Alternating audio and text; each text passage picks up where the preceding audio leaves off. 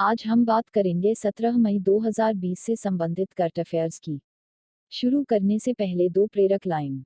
जब तक आप अपनी समस्याओं एवं कठिनाइयों की वजह दूसरों को मानते हैं, तब तक आप अपनी समस्याओं एवं कठिनाइयों को मिटा नहीं सकते। तो चलिए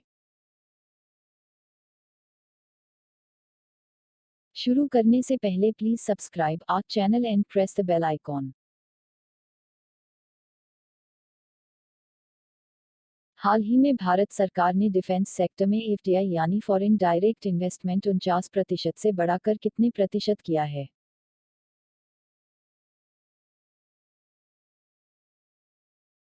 आपका सही उत्तर है बी 74%। डिफेंस प्रोडक्शन में मेक इन इंडिया पर जोर, कुछ हथियारों की लिस्ट बनाई जाएगी जिन्हें सिर्फ देश में ही खरीदा जाएगा। ये इंपोर्ट नहीं किए जाएंगे। इसी के साथ डिफेंस मैन्युफैक्चरिंग के ऑटोमेटिक रूप में एफडीआई 49% से बढ़ाकर 74% होगा। यानी डिफेंस मैन्युफैक्चरिंग कंपनी में अगर विदेशी निवेश आ रहा है तो 74% निवेश तक के लिए सरकार की मंजूरी की जरूरत नहीं होगी। इससे ज्यादा निवेश पर ही सरकार की मंजूरी लेनी होगी। देश में काम करने वाली डिफेंस प्रोडक्शन कंपनियों को फायदा मिलेगा, जो हथियार बना सकती हैं और जो अब तक इंपोर्ट होते रहे स्पेयर पार्ट्स को देश में ही बना सकती हैं।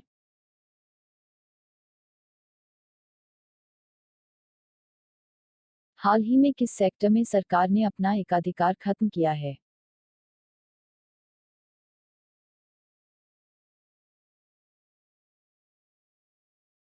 आपका सही उत्तर है डी कोल सेक्टर।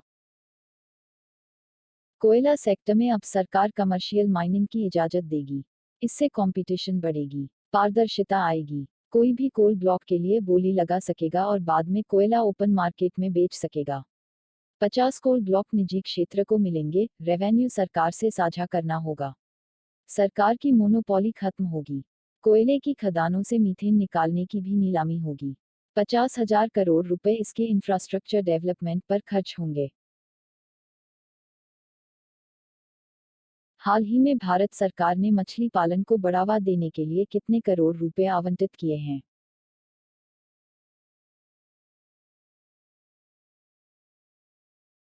आपका सही उत्तर है सी 20,000 करोड़ रुपए।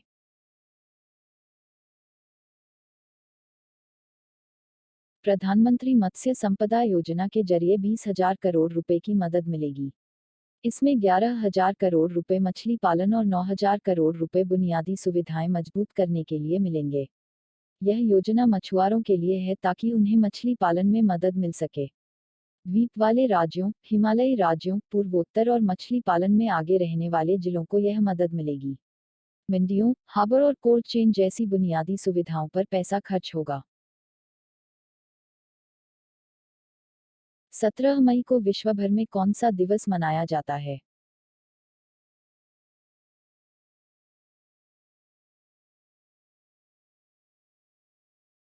आपका सही उत्तर है डी उपरोक्त सभी।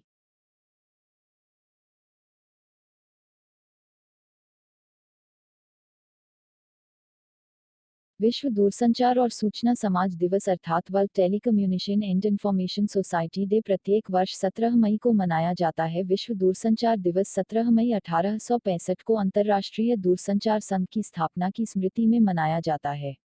इसका उद्देश्य इंटरनेट और नई प्रौद्योगिकियों द्वारा समाज में आए सामाजिक परिवर्तनों से लोगों को परिचित कराना है।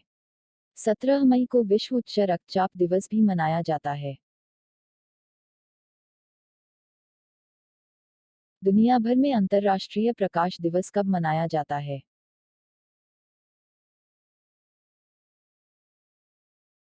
आपका सही उत्तर है बी 16 मई।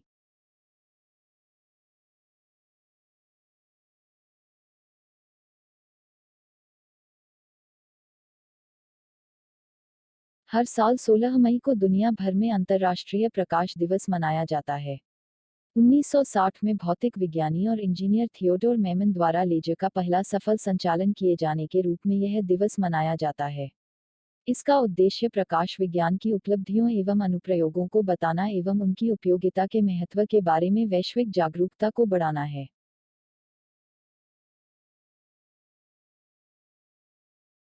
हाल ही में रॉबर्टो एजेवेडो ने विश्व के किस संगठन के प्रमुख पद से अपने इस्तीफे की घोषणा की है?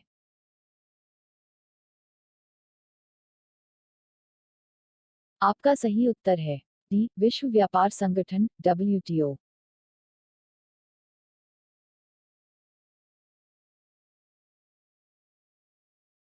विश्व व्यापार संगठन के प्रमुख रॉबर्टो एजेवेडो ने 14 मई को WTO सदस्यों की एक बैठक में अपने इस्तीफे की घोषणा की है। कोविड-19 महामारी के चलते दुनिया भर के बिजनेस में भारी गिरावट आई है। WTO एक बहुपक्षीय संस्था है जो अंतर्राष्ट्रीय व्यापार का नियमन करती है। इसकी स्थापना 1 जनवरी 1995 को हुई थी। इसका मुख्यालय स्विट्जरलैंड के जेनेवा शहर में है। 164 देशों ने इस संगठन की सदस्यता ग्रहण की है। भारत शुरू से ही WTO का सदस्य रहा है। आज विश्व का 98% व्यापार WTO के दायरे में होता है। किस देश के स्वास्थ्य मंत्री नेल्सन टीच ने अपने पद से इस्तीफा दे दिया है?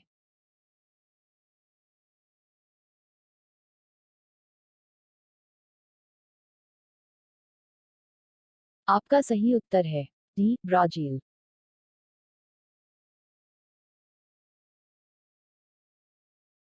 ब्राजील के स्वास्थ्य मंत्री नेल्सन टीच ने अपने पद से इस्तीफा दे दिया है। उनके इस्तीफे के पीछे राष्ट्रपति बोल्सोनारो से उनकी अनबन को वजह बताया जा रहा है। नेल्सन टीच ने 1 महीने पहले ही स्वास्थ्य मंत्रालय की कमान संभाली थी।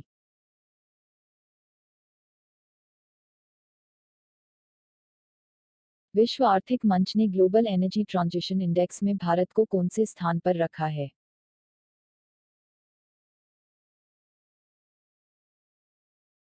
आपका सही उत्तर है बी, 74वें। विश्व आर्थिक मंच द्वारा भारत को वैश्विक एनर्जी ट्रांजिशन इंडेक्स में 74वें स्थान पर रखा गया है। भारत ने आर्थिक विकास, ऊर्जा सुरक्षा और पर्यावरणीय स्थिरता के सभी प्रमुख मापदंडों में सुधार करके 2 स्थान की छलांग लगाई है। इसमें स्वीडन ने टॉप किया है, वहीं स्विट्जरलैंड और फिनलैंड क्रमशः 2 और 3 स्थान पर हैं। एनर्जी ट्रांजिशन इंडेक्स एटी एक तथ्य आधारित रैंकिंग है जो नीति निर्माताओं और व्यवसायों को एक सफल ऊर्जा ट्रांजिशन के लिए योजना तैयार करने में सक्षम बनाता है। WEF के संस्थापक और अध्यक्ष क्लाउस श्वाब और WEF का मुख्यालय जिनेवा, स्विट्जरलैंड में है। किस राज्य में आत्मनिर्भर गुजरात सहाय योजना का शुभारंभ किया गया है? आपका सही उत्तर है सी, गुजरात। गुजरात सरकार द्वारा आत्मनिर्भर गुजरात सहाय योजना का शुभारंभ किया गया। इस योजना का उद्देश्य ब्याज सब्सिडी, ऋण स्थगन सहित 1 लाख रुपये तक का गारंटी रहित ऋण प्रदान करना है। यह सभी सुविधाएं राज्य के 1 लाख से अधिक छोटे व्यापारियों, सड़क विक्रेताओं और छोटे पेशेवरों के लिए शुरू की गई हैं। गुजरात सरकार ने 3 साल की अवधि के लिए ऋण लगभग 5,000 करोड़ रुपये का ऋण देने का लक्ष्य है। किस मंत्रालय द्वारा आदिवासी युवाओं को कुशल बनाने के लिए गोल कार्यक्रम का शुभारंभ किया गया?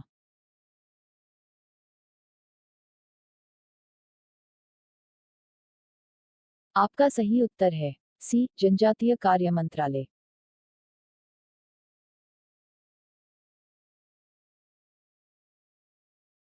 केंद्रीय जनजातीय कार्य मंत्री अर्जुन मुंडा द्वारा डिजिटल प्रणाली के माध्यम से आदिवासी युवाओं को मेंटरशिप प्रदान करने के लिए गोइंग ऑनलाइन एज लीडर्स कार्यक्रम शुरू किया गया है। यह कार्यक्रम जनजातीय कार्य मंत्रालय के साथ शुरू की गई फेसबुक इंडिया की संयुक्त पहल है। गोल कार्यक्रम का उद्देश्य डिजिटल मोड के माध्यम से आदिवासी युवाओं को सलाह प्रदान करना है और आदिवासी युवाओं की छिपी प्रतिभाओं की खोज करने के लिए एक उत्प्रेरक के रूप में कार्य करना है। इससे आदिवासी युवाओं का व्यक्तिगत विकास होगा और उनके समाज के विकास उत्थान में भी योगदान देगा। अब बात करते हैं ज्ञान विज्ञान से संबंधित प्रश्न की। आज का प्रश्न है कि बर्फ जल के ऊपर तैरती है, क्यों? उत्तर, सामान्यतः पदार्थ का ठोस रूप उसके द्रव रूप की तुलना में भारी होता है, परंतु जल का व्यवहार इसके विपरीत होता है, अर्थात जल का द्रव रूप ठोस रूप की तुलना में भारी होता है। इसलिए बर्फ जल के ऊपर तैरती रहती है। अगर आपको यह वीडियो अच्छी लगी तो कृपया हमारे चैनल को सब्सक्राइब करें, इस वीडियो को और लोगों तक शेयर करें। आप इस वीडियो से संबंधित सुझाव शिकायत कमेंट बॉक्स में तथा मेल के जरिए हमें भेज सकते हैं। आपके दिए गए सुझाव हमारे लिए सराहनीय होंगे।